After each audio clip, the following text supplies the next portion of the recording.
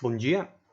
Começamos nossa aula número 8, correspondente a propriedades mecânicas dos materiais. Bem, já que sabemos o conceito de tensão e de deformação, cada um por separado, veremos agora como eles se relacionam. Eles estão relacionados pelo diagrama de tensão-deformação. Tá? Esse diagrama é obtido em forma experimental e basicamente é um diagrama que caracteriza, digamos, o comportamento de cada tipo de material.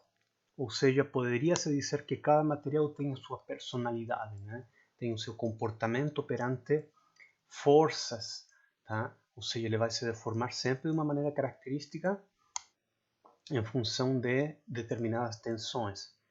Então, veremos o comportamento do diagrama tensão-deformação para os principais materiais usados em engenharia, tá? Os dúcteis, os frágeis, tá? Veremos outras propriedades importantes obtidas do nosso diagrama tensão-deformação e que nos poderiam servir para fazer uma futura modelagem ou, vamos dizer, classificação ou caracterização de materiais que nós possamos chegar a obter, tá? Digamos, em laboratório. A organização da aula segue estes três passos. O primeiro passo será mostrar o diagrama tensão-deformação, onde veremos nosso diagrama convencional. Tá? Também veremos o diagrama tensão-deformação real, eles são bem similares. Um se utiliza mais do que o outro, tá? E veremos por quê. Estes diagramas estão subdivididos em 4 comportamentos, tá? E veremos também diagramas para materiais frágeis e dúcteis. A segunda parte da aula veremos a lei de Hooke, tá? Essa lei de Hooke será uma abordagem simplificada para materiais isotrópicos e homogêneos, tá? Também veremos já na parte final da nossa aula o conceito de energia de deformação. Tá? Corresponde basicamente à área definida debaixo da curva tensão-deformação. Tá? Se consideramos a área até certo limite, tá? Vai ser correspondente à resiliência. Tá? Se consideramos até outro limite, vai ser a tenacidade. Vamos ver com calma cada um desses conceitos. Bem, o teste de tração e compressão. Este é um dos testes mais utilizados em engenharia mecânica, engenharia de materiais e na indústria, tá? Também, vamos dizer, indústria automotriz, aeronáutica, indústria naval, toda aquela que tem a ver com maquinários, tá? Onde teríamos que desenvolver peças, elementos de máquinas com certas características especiais de resistência. Então, os engenheiros vão desenvolver essas peças com características físicas e para testar qual o comportamento e os limites de resistência, eles testam em uma máquina chamada de máquinas de ensaios universais, que é esta aqui. Essa é uma máquina de ensaios universais mais antiga, tá? Mas ainda é usada. Era uma máquina hidráulica, ainda são utilizadas máquinas hidráulicas, tá? As mais modernas são acionadas por motores elétricos, tá? Mas o importante aqui é que tem duas garras, uma móvel, né, que se desloca verticalmente por essas duas guias, e essa garra inferior que é fixa, tá? Fixa aqui a base. Então é realizada um ensaio de tração, tá? Tracionando essa garra móvel, ou de compressão, tá? Comprimindo para baixo essa garra móvel. Tá? Durante esses ensaios é colocado aqui no meio, tá? O corpo de prova, tá? Temos nosso novo material em desenvolvimento e queremos conhecer quais são os limites da resistência. Nesse corpo de prova, temos aqui uma parte importante que esses dois pontinhos correspondem ao comprimento de prova, ou L0. Tá? Geralmente são usados 50 mm, mas vai depender, tá, do material do nosso ensaio. Tá? Também tem um diâmetro normalizado, tá? Mas também esse diâmetro pode variar dependendo das características do ensaio. Vemos que aqui nos extremos tem uma rosca que é para fixar ela nas garras. Às vezes é tipo rosca, às vezes se faz um furo, etc. Tá? Mas o importante é que fique totalmente solidário à garra, tá? Que não existe um deslizamento. E bem, enquanto é feito a tração, esse comprimento vai crescendo, né? Vai se alongando e vai sendo medido. E também é medida a tração, a força, a tensão que é realizada. Então, os dados de carga, P, são lidos no mostrador da máquina. Tá? São lidos eletronicamente. Tá? Existem sensores de força dentro da máquina. Tá? E o alongamento, que ocorre através do comprimento de prova, antigamente tinha que ser medido analogicamente. Tá? Ou o ensaio era parado e chegava o engenheiro com um instrumento de medição e media, tá, em cada instante.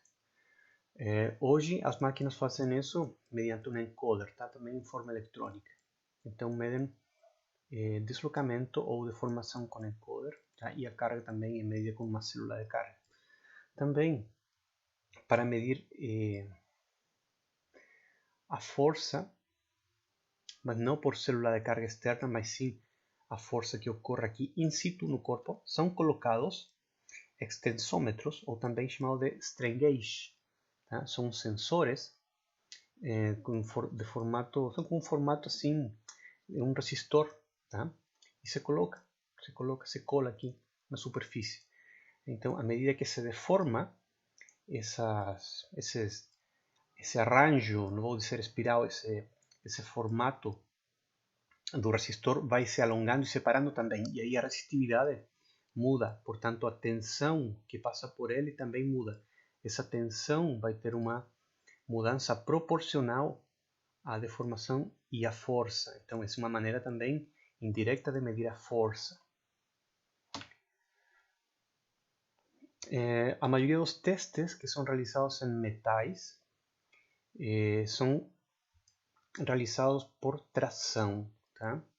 Vejam aqui uma foto, aí se vê as garras, o corpo de prova, tá? E aqui está justo numa etapa chamada de extricção, tá? É justo antes da ruptura. Vejam como a seção transversal é diminuída, tá? Isso quando submetido a tração. Tem um vídeo aqui, vamos ver se podemos ver.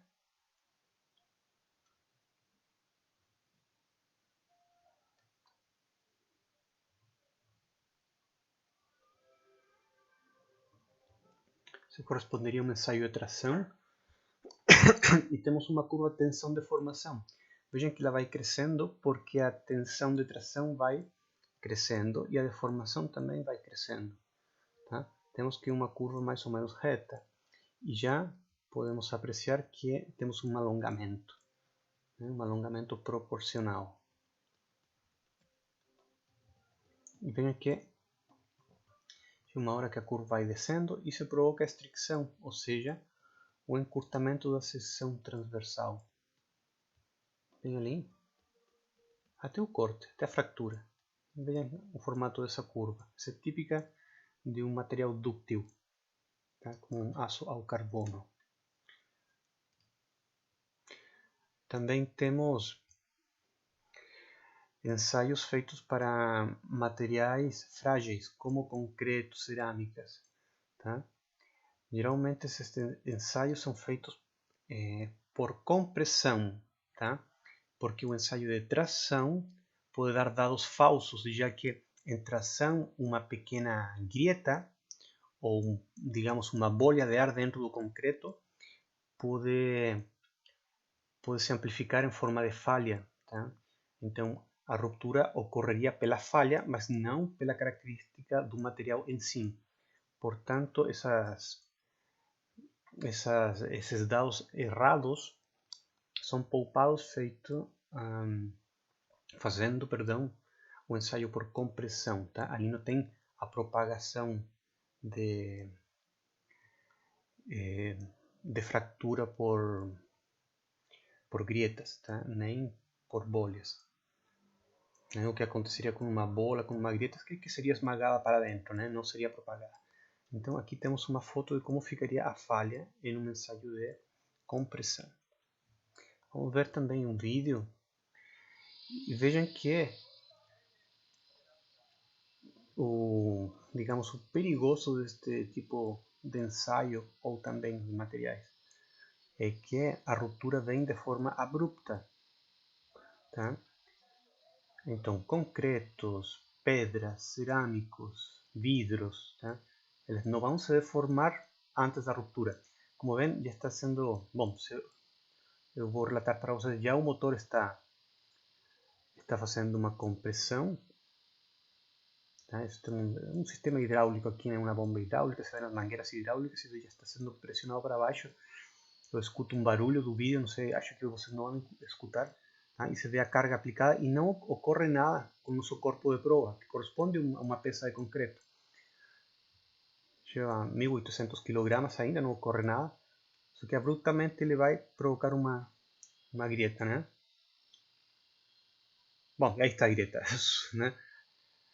O camarógrafo moveu a câmera um segundinho e já aí temos a falha, tá? Muito bem.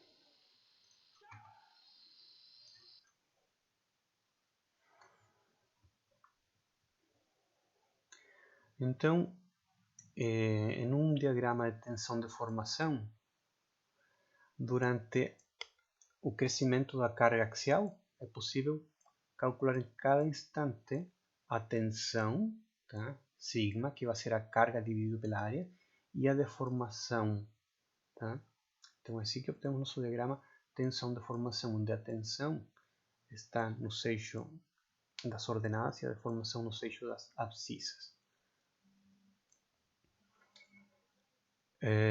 Esta característica importante, tá? Que o diagrama de tensão-deformação permite obter dados de resistência do material independentemente da geometria ou do tamanho do corpo de prova, tá? Então obteríamos a mesma curva para um corpo de prova de seção triangular que em um corpo de prova de seção circular, ou um corpo de prova grande ou pequeno. Nós obteríamos exatamente a mesma curva, tá? Existem dois tipos de diagramas, ou duas maneiras de obter as curvas de tensão-deformação. Temos o diagrama tensão-deformação convencional, tá? Que esse é o inferior, e o diagrama tensão-deformação verdadeiro, aquele superior. O diagrama tensão-deformação convencional se obtém dividindo a carga P, ou a força, pela área inicial do nosso corpo de prova. Tá? Vejam que a nossa tensão, esta aqui, vai ser a força axial dividida pela área inicial. Tá? Não importa que na realidade a área da seção diminua, principalmente na última fase antes da ruptura, não importa. Tá? Por isso se chama convencional, é uma convenção que se faz. Tá? A carga varia, mas nós convenimos que a área vai manter-se constante. Tá? Essa é uma forma de obter. Da mesma maneira, a deformação nominal, tá? Ou deformação da engenharia, ou convencional se encontra dividindo a variação de comprimento pelo comprimento inicial, tá? Aquele comprimento de referência que é a distância entre os dois pontinhos marcados no nosso corpo de prova, tá? Nós vamos convenir que esse comprimento se manteria constante, tá? Durante a deformação, o que na realidade não ocorre, tá? Por isso é uma convenção, tá? Mas o que vai variar vai ser o ΔL, tá? que é comprimento final menos comprimento inicial. Tá? Então, colocando os valores de tensão no eixo vertical e os valores de deformação nos eixos horizontais, vamos ter o diagrama tensão-deformação convencional. Tá? Esse que está aqui. Esse que está aqui, mais baixinho. Já vou explicar por quê.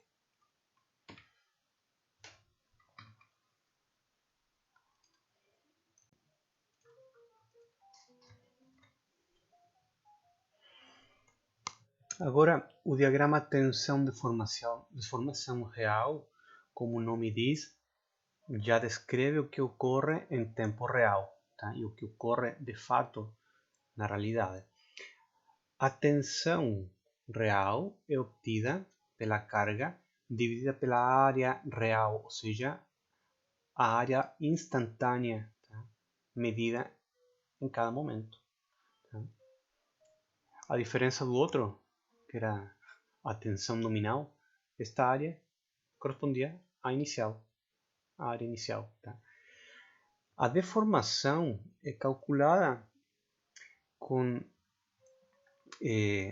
digamos, a diferença de comprimento, ou seja, comprimento final menos inicial, dividido pelo comprimento inicial. Só que esse comprimento inicial coloquei barra instantâneo, porque é medido 1 milissegundo do instante anterior.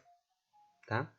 Esse L0 não corresponde ao comprimento de referência que estava no nosso corpo de prova antes dele ser submetido a tração.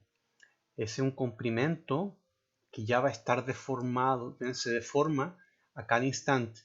Então vamos ter, sei lá, no segundo do ensaio, segundo 25, né? Vamos ter o comprimento no tempo 25 segundos, e esse seria o comprimento no instante 25 segundos menos uma milésima de segundo.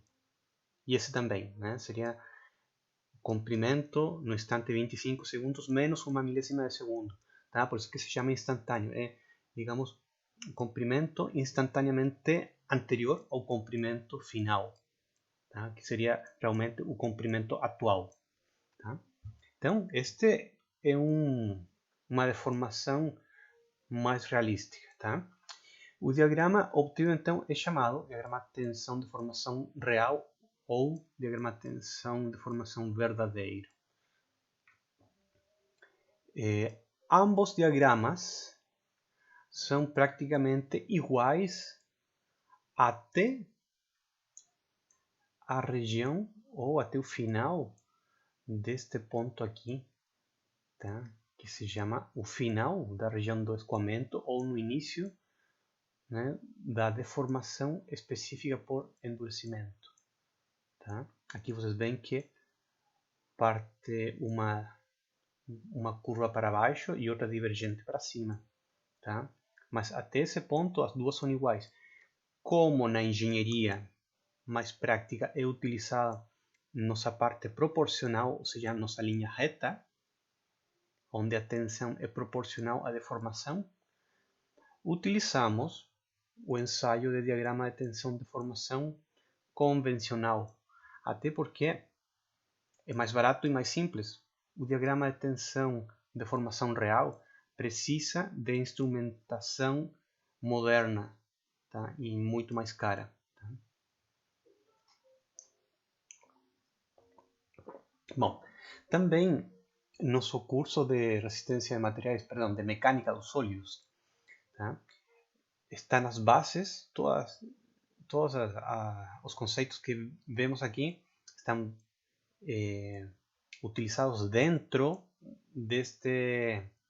desta área, tá? Que é a primeira região, chamada região elástica. Tá?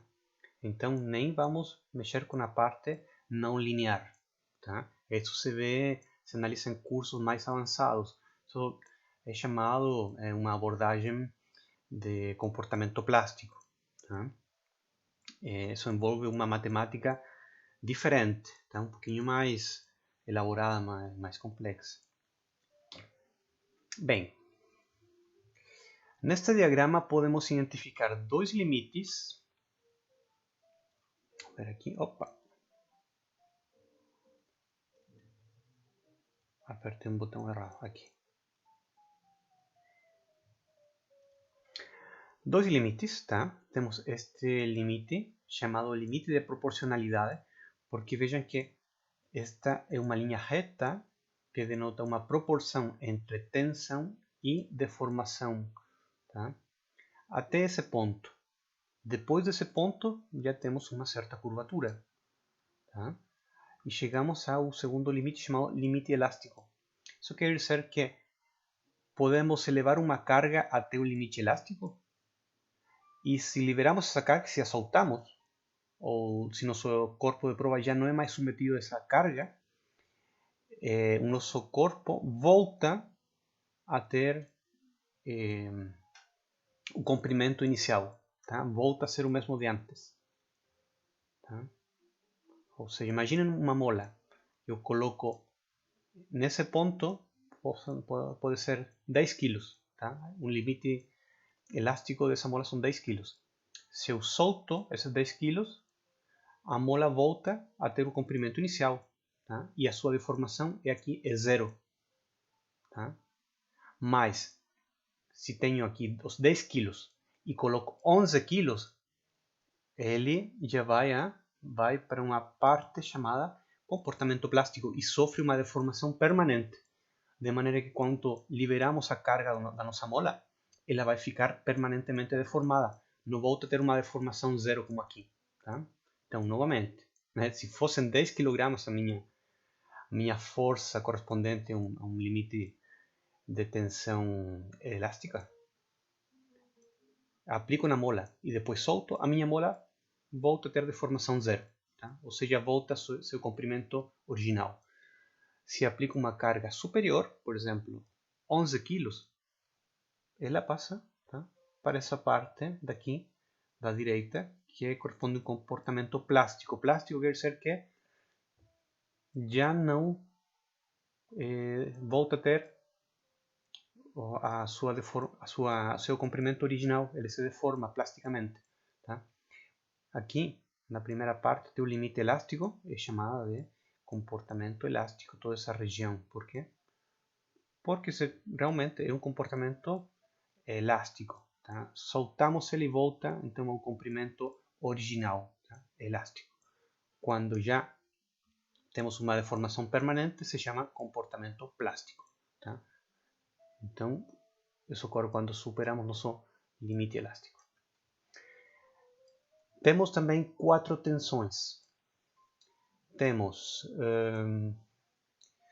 tensão de escoamento, temos tensão última, tensão de ruptura verdadeira e a tensão de ruptura que corresponde ao nosso diagrama convencional. Vejamos nossa primeira tensão de escoamento. Ocorre quando justamente aquele exemplo dos 10 quilos, né? Aplicamos 1 quilinho a mais, tá? 1 grama a mais de nossos 10 quilos e o nosso material escoa, tá? Escoa, se deforma aqui e entra em uma deformação permanente, tá? Plástica. Tá? Então, quando colocamos uma carga superior àquela correspondente do limite elástico, o material vai escoar. Então, essa carga vai provocar uma tensão de escoamento. A tensão última é aquele nosso ponto máximo, tá? O ponto máximo dessa curva. Tá? Desse ponto para frente em nossa curva de tensão de deformação nominal vai descer, tá? E vai ocorrer a ruptura. Na tensão de ruptura verdadeira, esse ponto vai ser mais para cima. Já vamos ver por que ocorre isso. Opa, perdão. E temos 4 regiões, tá? Com 4 comportamentos diferentes, tá? Região elástica, a de escoamento, deformação específica de endurecimento e a de estrição. Estas 3 últimas estão dentro do que se chama comportamento plástico. Então vamos ver cada uma das 4 regiões. A primeira região elástica, esta aqui, toda essa região, ocorre aqui na primeira parte, né? Na primeira parte da esquerda do diagrama e até o limite elástico, esse pontinho em vermelho. Tá? Essa curva, na sua maior parte, é uma curva reta. Tá? Portanto, a tensão vai ser proporcional à deformação, tá? Até o limite proporcional, até sigma p. Tá? Se a carga for levada até o limite elástico e depois for removida, o material volta à sua forma original, portanto, deformação zero. O que expliquei no slide anterior. A região de escoamento, toda essa região aqui, tá? Vemos que ocorre quando incrementamos a carga além do limite elástico, tá? O limite elástico. Então incrementamos um pouquinho a carga além do limite elástico e o material escoa. Vejam que a curva tem uma forma reta, portanto, nessa tensão de escoamento, vamos ter um valor constante e que provoca uma grande deformação. Tá? Digamos que numa tensão constante ou uma força constante provocaria essa grande deformação. Tá? E daqui para frente vamos ter deformação plástica, né? Temos comportamento plástico. Desde o escoamento para frente, toda deformação será plástica. A terceira região de endurecimento por deformação ou deformação específica de endurecimento, tá? Está aqui. Tá? Toda essa região. Ela ocorre quando incrementamos um pouquinho mais a carga correspondente à tensão de escoamento. Tá? É uma curva crescente, tá? E se torna plana quando atinge a tensão última. Tá? Só verificando no seu diagrama tensão de formação convencional. E aqui eu gostaria de fazer um desenho. Vou sair deste software, vamos entrar aqui o Sketchbook.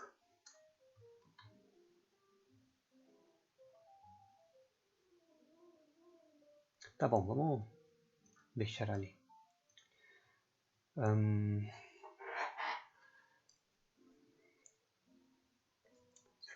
Se usar... Tá. Só um segundinho que eu vou ligar aqui a mesa digitalizadora. Pronto.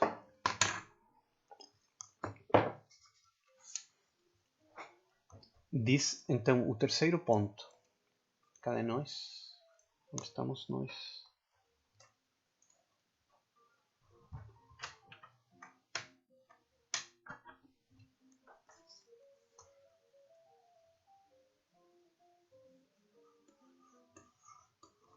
Va.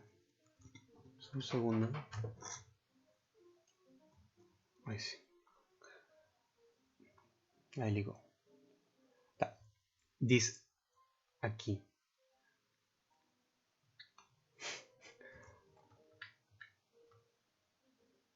Aqui. A diminuição da área da seção é uniforme ao longo do comprimento de referência do corpo de prova. Tá? Falando desta área de endurecimento por deformação. Ou seja, se tínhamos aqui um corpo de prova mais ou menos assim, opa.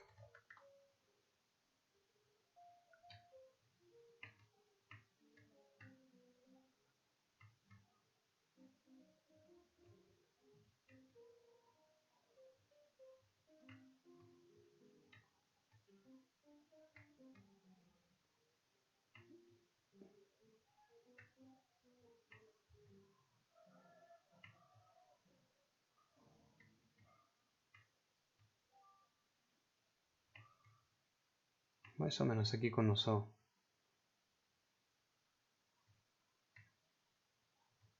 comprimento de referência ali. Aqui na área de endurecimento por deformação, diz que vamos ter uma diminuição da área da seção de forma uniforme ao longo desse comprimento de prova. Então teríamos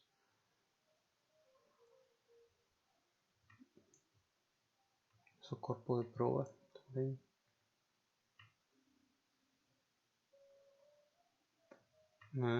Exagerando sempre, tá? Só para que vocês vejam ou se imaginem com claridade o efeito.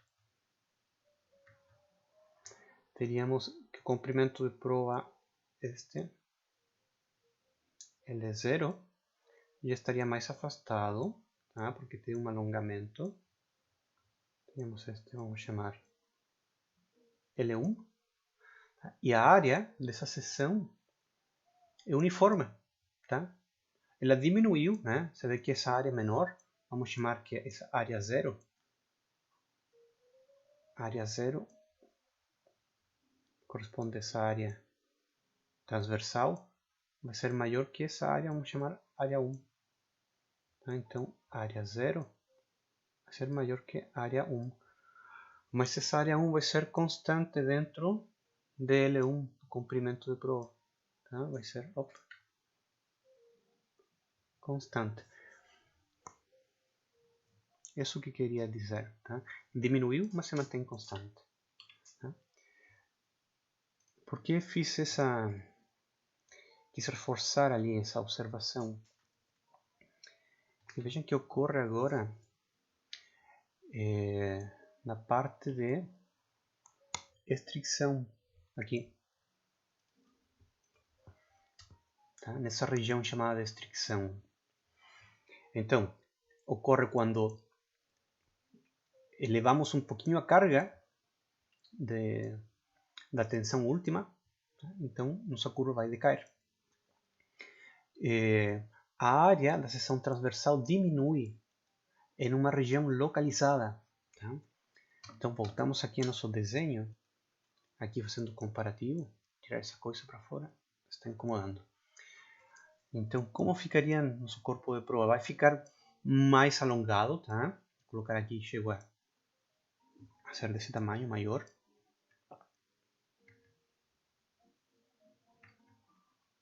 Mais alongado.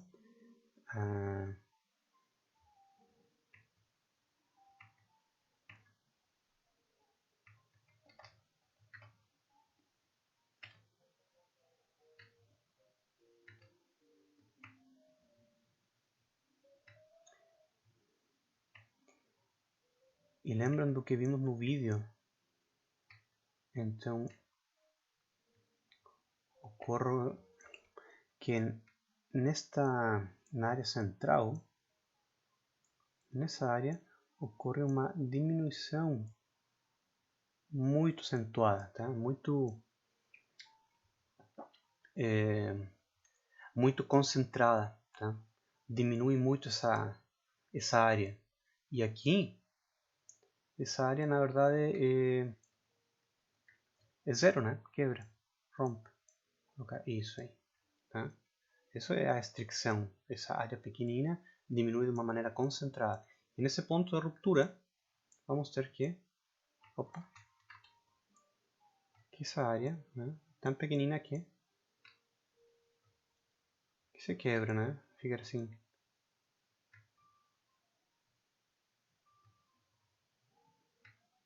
Mais ou menos assim, essa área. Eu fiz uma circunferência aqui vista num zoom. O que ocorreria na ruptura é isso aí, tá? Rompeu porque a área ficou tão pequenina que rompeu. Agora, por que temos que esta curva vai para cima e essa curva vai para baixo? Em ambas as curvas, vamos ter diminuição da área e diminuição da carga, tá? Já que a área menor vai suportar menos carga. Tá? Então, deixa eu seguir meu raciocínio lógico aqui no PowerPoint. Tá? Na curva de tensão de formação nominal, vamos ter com que sempre consideramos uma área constante, que era A0. Portanto,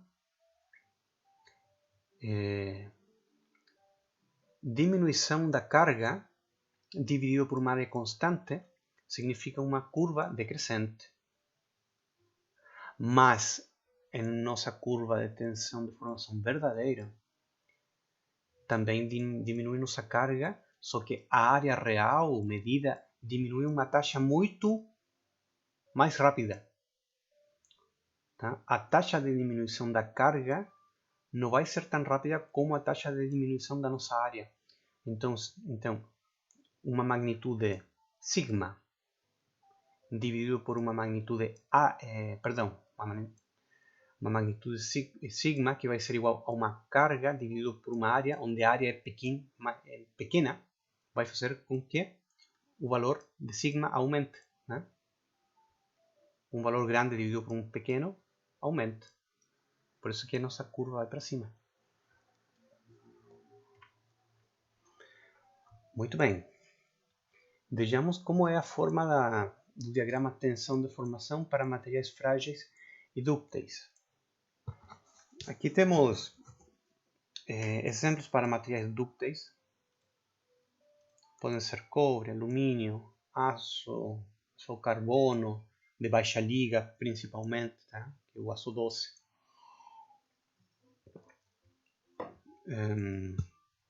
Que mais? Chumbo, estanho. Exemplos de materiais frágeis, concreto, vidro, cerâmicos, né? Pedras também. Vejam que o material frágil é quase uma reta, tá? Quase uma reta.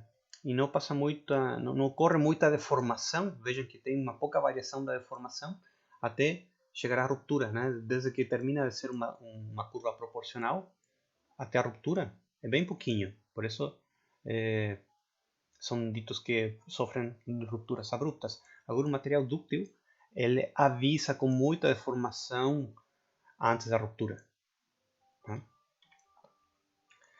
Estes materiais, tanto os frágeis quanto os dúcteis, não apresentam uma região de escoamento bem definida, né? É uma região curva, assim. Não apresenta essa região.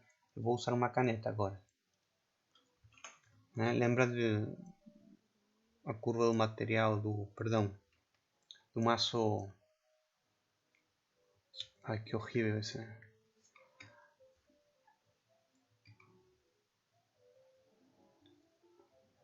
Será aqui? Vejam essa região de escoamento. Tá? É grande, é plana e é visível. Já aqui não tem o escoamento, tá? Não tem essa região horizontal.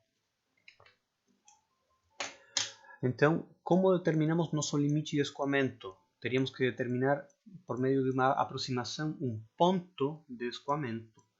Tá? Portanto, para isso utilizamos o método da deformação residual. Então, é bem simples. Utilizamos uma reta com a mesma inclinação E. Tá? Essa inclinação é denominada de E, que é a nossa reta proporcional. Só que essa reta vamos fazer ela começar em 2 milésimos da deformação a partir de 0. Tá? Então contamos a deformação 2 milésimos e tracejamos uma reta paralela, tá? A nossa reta proporcional. E no ponto onde se vai interceptar com nossa curva de tensão de formação, né, podemos obter então um sigma que vai corresponder aproximadamente à tensão de escoamento. Aqui, especificamente, seria 51 KSI. Tá? Essa seria a tensão de escoamento.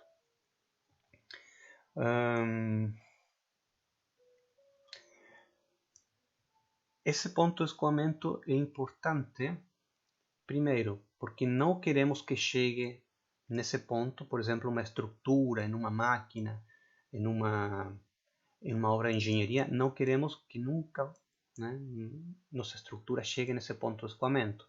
Portanto, em relação à tensão de escoamento, nós podemos definir fator de segurança para que nossa tensão máxima atinja, sei lá, qualquer valor menor que esse.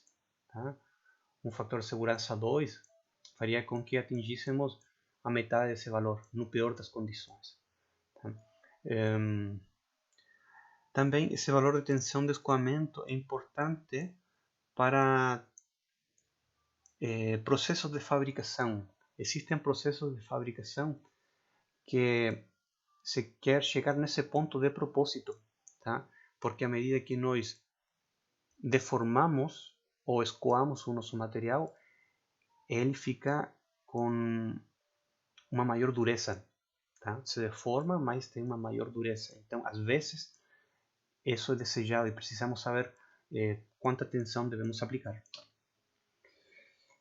Bom, em geral, para qualquer material frágil, dúctil, aço ou carbono, nós vamos considerar que o ponto A, tá, vai ser um ponto proporcional, tá, onde temos a reta, e o ponto B vai ser de ruptura. Então, até o ponto A, nós podemos aplicar a lei de Hooke, como vocês conhecem. Tá? Força igual a uma constante de rigidez vezes deformação, né? Os coeficientes angulares, ou seja, a inclinação da curva, nos dá o módulo de elasticidade do material, ou seja, a rigidez do material, tá? Denominado com a letra E. Quando as tensões excedem esse ponto, o ponto A, ocorrem deformações plásticas, tá? Que não são reversíveis, tá? E, bom, o que eu disse, o ponto B indica a tensão de ruptura. Outro conceito que é bem utilizado principalmente na área de materiais é o de ductilidade, ou basicamente a porcentagem de alongamento ou de redução da área no momento da ruptura. Temos duas maneiras de medir a ductilidade. Tá? Temos o comprimento no momento da ruptura menos o comprimento de prova, o comprimento de referência inicial dividido pelo comprimento de referência inicial vezes 100%. Tá? Ou também podemos obter-la pela redução da área, que vai ser a área inicial menos a área no momento da ruptura. Tá? Temos que medir a área de ruptura e fazer essa comparação e dividimos pela área inicial. Tá? Vezes 100. Isso dá também um valor de ductilidade. Processo de endurecimento por deformação. Aqui com escoamento e sem escoamento. Como falei, existem processos de fabricação que é desejado levar ao escoamento ou que sobrepassa o escoamento, tá, no seu material para obter características maiores de dureza. Como se faz este processo?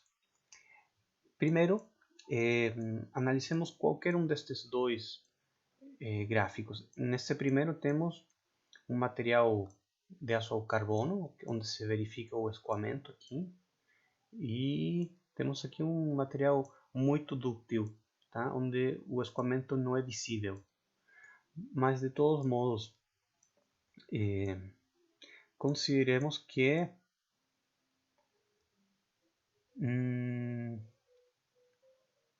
depois do ponto A, tá? Já não é mais proporcional, tá? O seu limite de proporcionalidade é o ponto A, tá?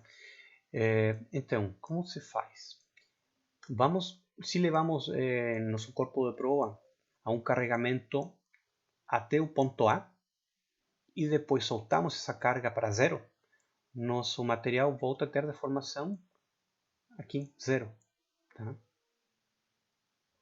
Mas quando aplicamos uma carga maior, vamos supor, aplicamos uma tensão muito maior e chegamos aqui no ponto C. soltamos essa carga, né?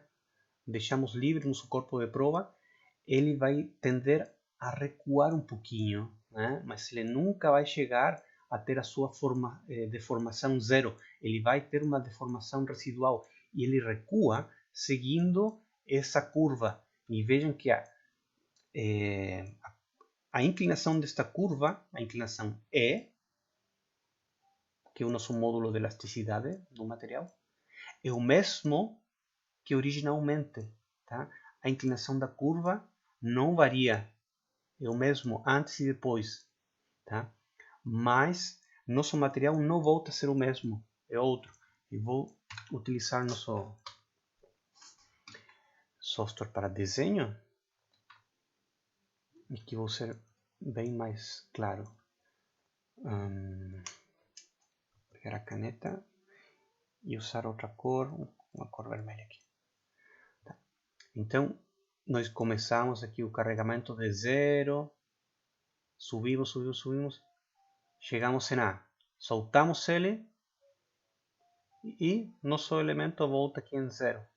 Tá? Deformação zero, isso quer dizer que volta o comprimento inicial, mas quando nós ultrapassamos A, vamos seguir subindo a carga, subimos até um ponto C, e depois soltamos a carga, nosso corpo de prova passa a ser basicamente outro material e vai ter esta curva.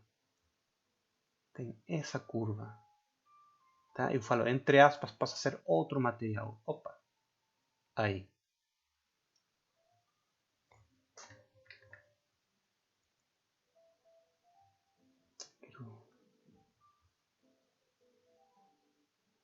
Quero usar aqui. Teríamos aí sim. Esse novo material. Esse aqui já não existe. Tá? Teríamos essa nova curva de tensão de formação. Tá? E vejam que temos uma curva cujo limite proporcional é maior. Esse meu limite proporcional, sigma p, é bem maior que minha tensão proporcional, o limite proporcional que estava antes em A. É bem maior. Tá? Isso quer dizer que meu novo material vai poder resistir maiores cargas. Tá? Ele vai ficar mais resiliente.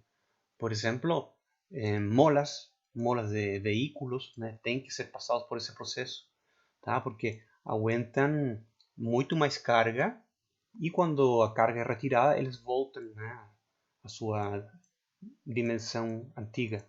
Tá? Se utilizássemos uma mola com esse comportamento anterior, eles sofreriam uma deformação permanente. Tá? Imaginem uma mola que tem que receber um sigma C. Só que eu quero utilizar um material para a mola, esse aqui que está em vermelho. Se eu aplico um sigma C, ele vai sofrer essa mola vai sofrer uma deformação permanente. Então, este material que está em vermelho, original, não serve para molas, mas este que está em azul serve sim, tá? Porque vai aguentar até tensão sigma C, que ele vai voltar à sua dimensão original. Tá? Vejam também que, bom, eu já mostrei que produz uma maior região elástica, mas também vejam que a área debaixo da curva é bem maior. Tá? Falei no comecinho da aula que a região debaixo da curva, né, tem a ver com a energia de deformação e com a resiliência. Tá? Então, quando mais área nós tenhamos debaixo dessa curva, né, vejam a área que temos debaixo dessa curva em relação a esta outra área. Essa área em vermelho é menor. Isso quer dizer que o material seria menos resiliente, aguentaria menos impactos. Tá? Esse material, supondo que a energia de impacto corresponde à área, vamos colocar isso. A área corresponde a energia que meu material aguenta sem ter uma deformação permanente. Tá? Então, maior área quer dizer que aguenta mais energia de impacto sem ter uma deformação permanente. Essa área menor quer dizer que aguenta uma energia de impacto menor. Tá? Vou mostrar um vídeo para vocês, alguns processos de fabricação que envolvem processos de endurecimento por deformação. Vejam aqui, por exemplo, aqui é uma dobra em frio. Tá? Temos também aqui um aço ao carbono. Se coloca ali numa garra. Se aplica aí, temos geralmente são equipamentos hidráulicos. E vejam como está sendo torcido, né? Se torce, vejam as cascas exteriores como ficam enrugadas. Tá? Ali estamos ultrapassando o limite de escoamento e a deformação é permanente. Tá? Daí o material fica mais duro e fazendo de propósito. Essas estruturas são feitas para grades, né? Também se fazem para os eslabões das cadeias, tá? Que tem que ter certa resistência. Molas, o que eu estava falando, molas. Tá? Para sistemas de amortecimentos, em carros, acompanha no amortecedor uma boa mola. Né? Ganchos, pode servir para guindastes, tá? Tem que ter uma dureza superior. Bom, tem um sinnúmero aí de elementos. Eu falei de cadeias, né? Acho que em algum momento ele vai aqui, se não me engano.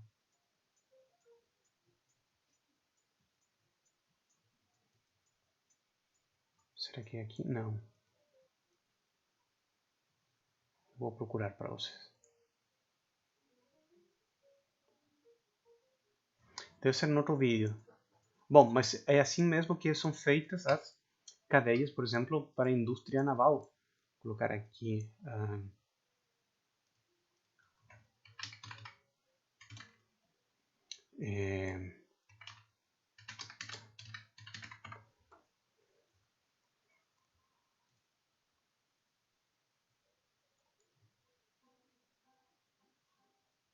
essas aqui, tá? Essas aqui se faz. A dobra é feita em frio, tá? E esse processo faz com que a cadeia fique muito mais dura, tá? Aqui temos outros exemplos, tá? De cadeia, tem que ser de alta resistência, de muita dureza. Bem, voltamos a nosso PowerPoint.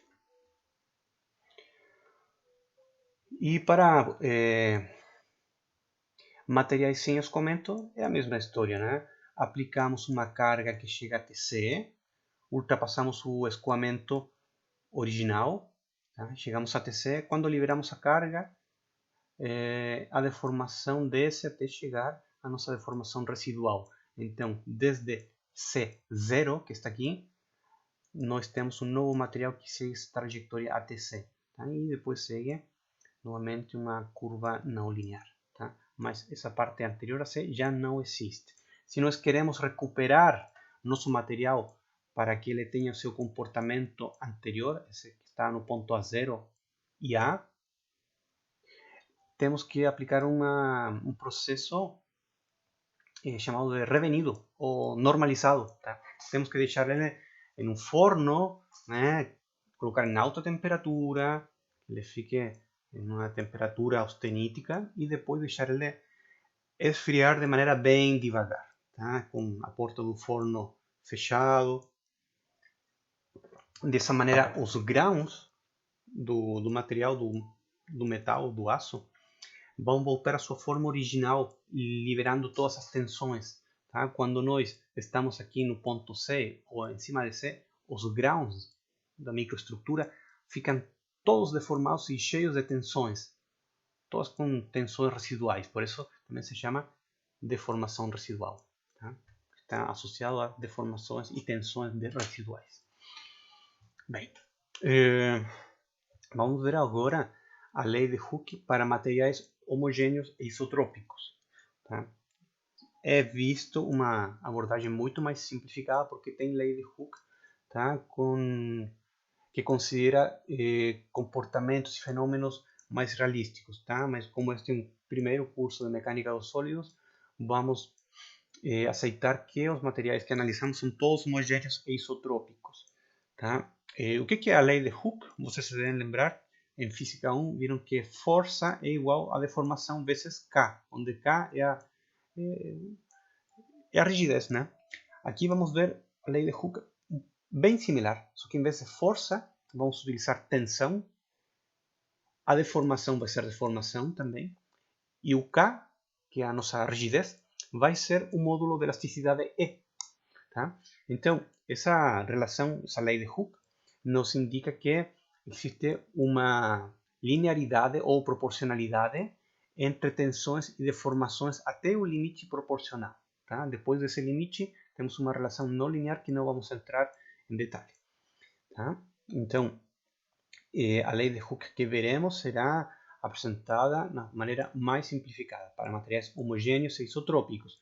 O que é um material homogêneo? Aquele que apresenta propriedades mecânicas similares em todos os pontos onde esse material é examinado. Tá? Por exemplo, temos metais com ligas, concretos, tá? etc.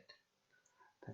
Só que vamos considerar que esse concreto é homogêneo. Tá? Por favor, gente, se você faz uma análise microscópica, vão encontrar pedrinhas, vão encontrar diferentes elementos que a rigor não é homogêneo, mas nós vamos considerar, por exemplo, concreto homogêneo.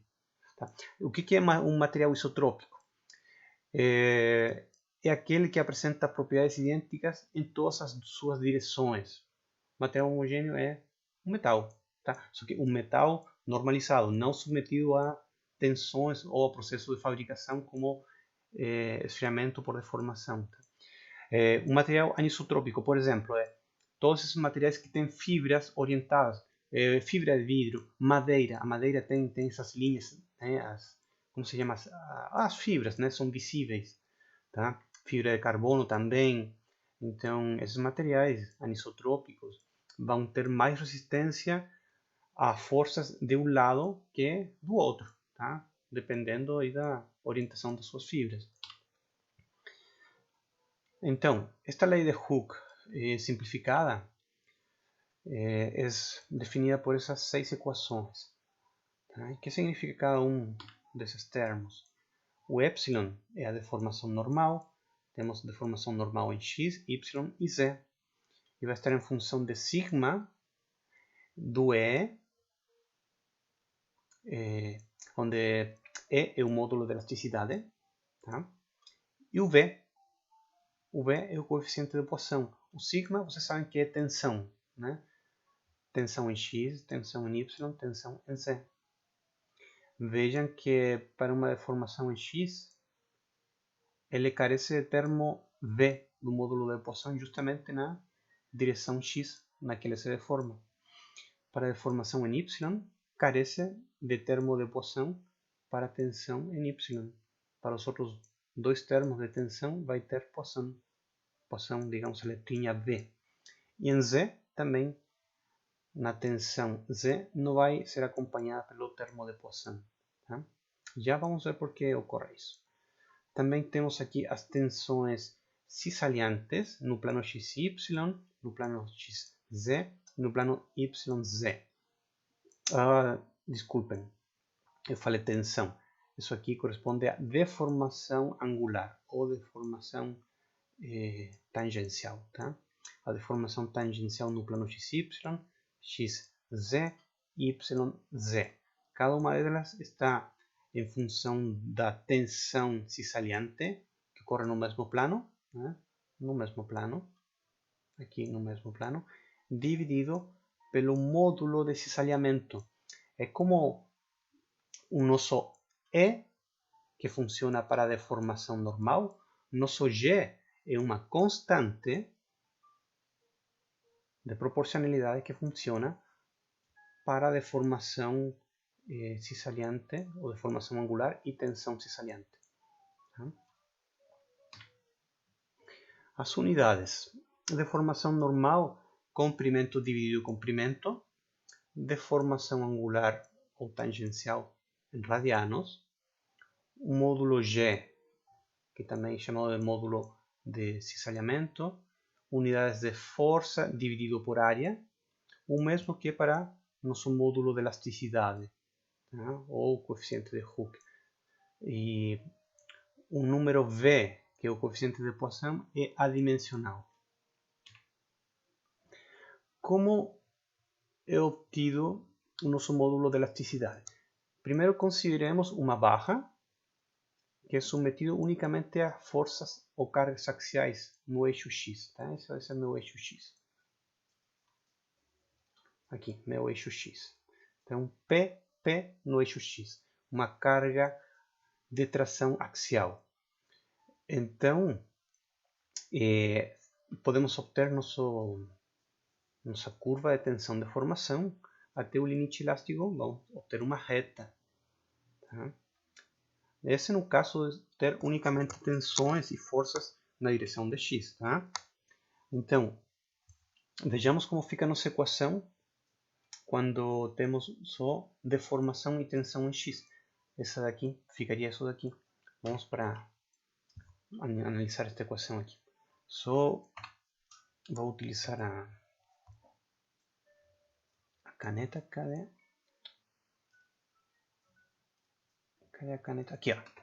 Se só temos tensão normal em X e deformação normal em X, então permanece deformação em X, permanece sigma X, e eliminamos tudo que não seja tensão em X. Isso vai para 0, vai para 0, 0, e todo isso também vai para 0, 0, 0. Então, ficaria essa minha expressão aqui.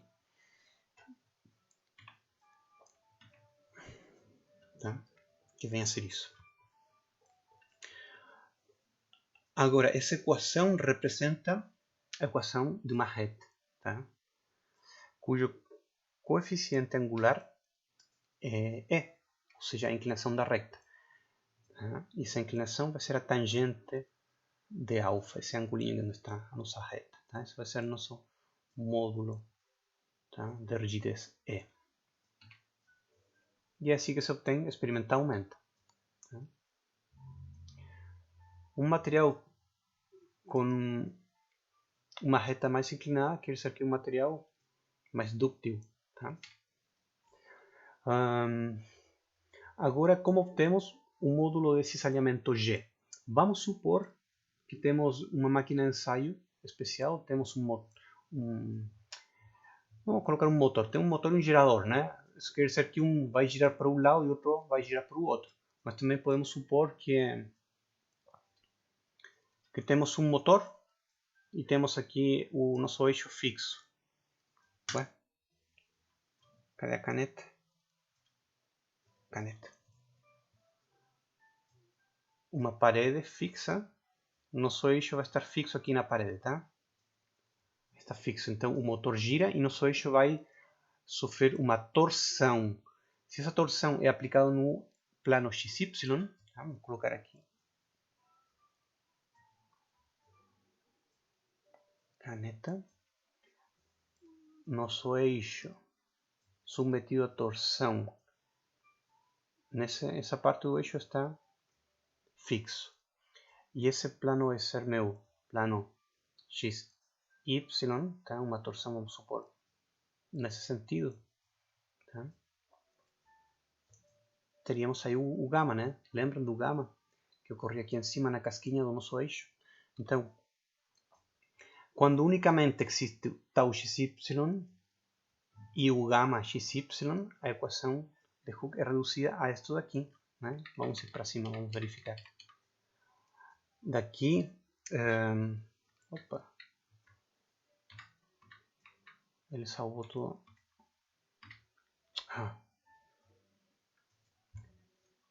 Queria descartar.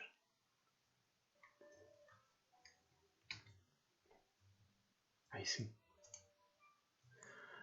Então, se só existe tau xy e gama xy, né? Aqui não tem, então todo isso vai para 0, 0, 0, 0 e 0. O único que vamos ter é essa equação daqui. Nossa lei de Hooke se reduz a só esse elemento. Tá? Então, nós obtemos esta equação. Tá? Onde o tau vai ser o valor da tensão cissaliante no eixo vertical, deformação angular vai estar no eixo horizontal, e o G, que é nosso coeficiente angular, né, se obtém pela tangente do ângulo beta. Tá? Isso vai ser então a nossa constante G, módulo de cisalhamento, que vai caracterizar o nosso material. Agora, o coeficiente de Poisson. Tá? Esse é um pouquinho mais complicado, mas vamos explicar ele como é obtido, ou melhor dito, em que consiste este módulo.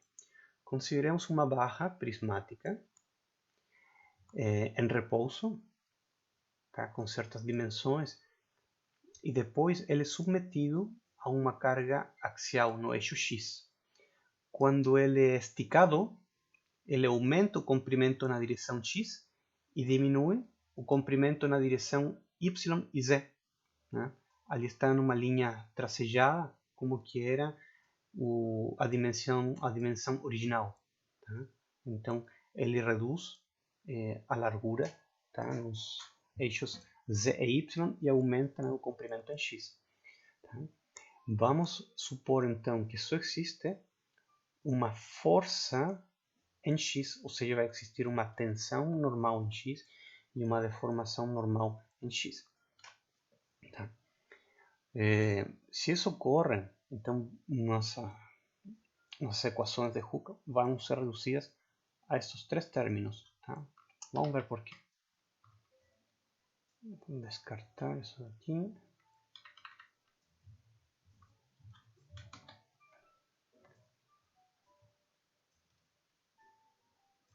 Vamos aqui na caneta. Só existe sigma x, né? Porque só existe uma carga axial em x, e só vai existir deformação normal em x. Portanto, não. Vai existir deformação em x, também vai existir deformação em y e vai existir deformação em z. Porque se temos sigma x, né, vamos ter este elemento, sigma y não vamos ter, sigma c também não, então nós temos esta equação.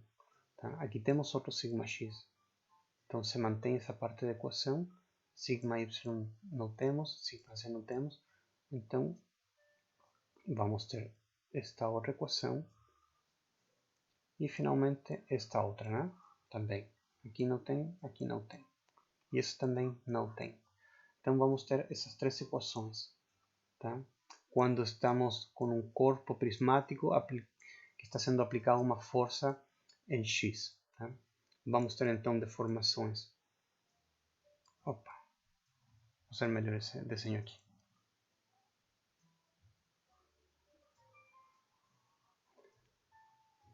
Vamos ter um sigma x e vai existir também uma deformação em x e uma redução da deformação, vamos supor, epsilon y e vamos ter um epsilon z também que vai reduzir. Tá? Este vai ser, portanto, positivo, como esse em z reduz, vai ser negativo, e esse também negativo. Vejam que estão aqui os valores negativos, negativo, negativo. Esse aqui, epsilon x é positivo.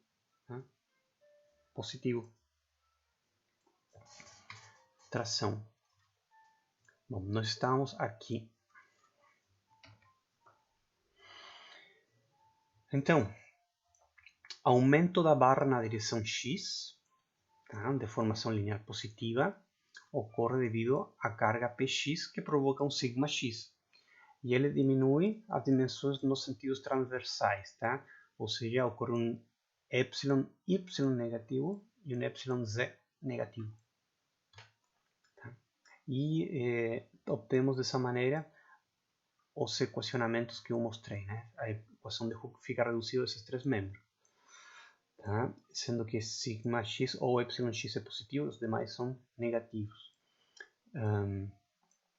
Agora, destas duas primeiras equações, vamos deixar na evidência um módulo de elasticidade e vamos igualar essas duas primeiras. Tá? Daí vamos obter esta equação aqui. Tá? Deixando na evidência E e E e igualando. Tá? Vamos ter essa equação daqui. Agora, deixamos em evidência o E daqui e vamos igualar com essa primeira equação. Vamos obter essa outra expressão daqui. Tá? Vejam que podemos eliminar membros, né? Se isso é igual a isso, podemos simplificar e meu epsilon y pode subir aqui. Então, vamos ter que meu módulo de Poisson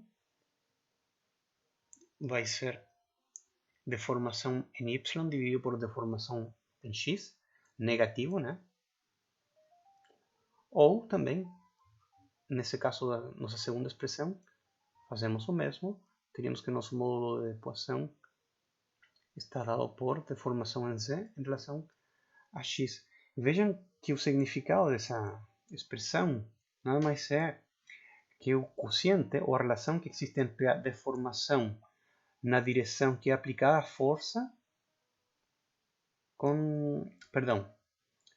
É a relação que existe entre a aplicação, a deformação em direção da aplicação da força e a deformação nos demais eixos onde não é aplicada essa força. Tá? No caso, no eixo y, no eixo z. Tá? Aqui, de maneira mais formal, diz que o Poisson corresponde ao quociente entre as deformações transversais e a deformação na direção principal, tá? Ou seja, a direção onde é aplicada a carga. Ou seja, é o quociente entre a deformação onde se aplica a carga e as deformações onde não são aplicadas as cargas. Tá? Esse quociente entre as deformações é característico de cada material diferente, tá? De cada material específico. Tá? Portanto, é um número que nos ajudaria a caracterizar, a classificar materiais. Tá? Então, temos três constantes importantes: E, G e V de Poisson. Tá? Então, essas três constantes dadas pelas equações que nós vimos nos permite obter as equações chamadas constitutivas dos materiais. Tá?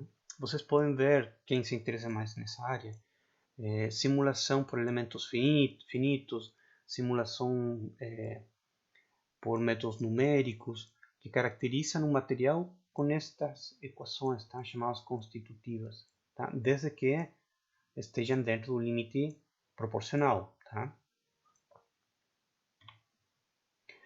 Por último, vamos ver energia de deformação. Então, a energia de deformação é a energia armazenada no material devido à sua deformação. Tá? Quando a energia de deformação é considerada por volume, tá?